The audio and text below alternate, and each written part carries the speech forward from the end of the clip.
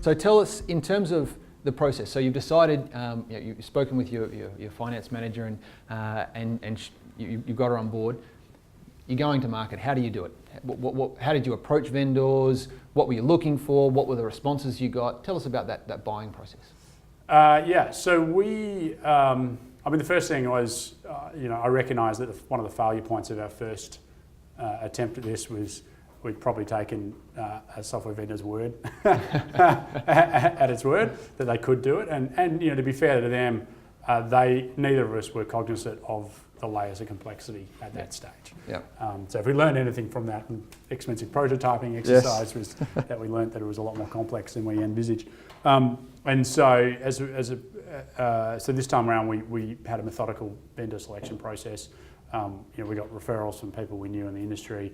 I have a friend who's the managing director of a peer of Ben's company, and so I told them about it, and they said, we'd love to pitch. And I said, well, you're friends of mine, you can't pitch, I'm sorry.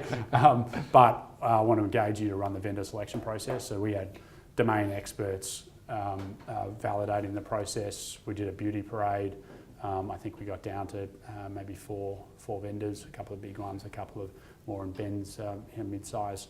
And I think they designed a whole RFP process around it. Yeah, okay. I wasn't particularly involved in that, but I had the right people running it. Yeah. Was sending it offshore an option?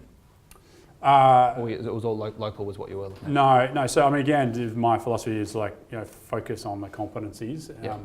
Our goal was not to get the cheapest software, it was to get the best value. Yeah. I remember when I bought my first car, my dad said to me there's a big difference between cheap and good value, and I think that's probably the case with software.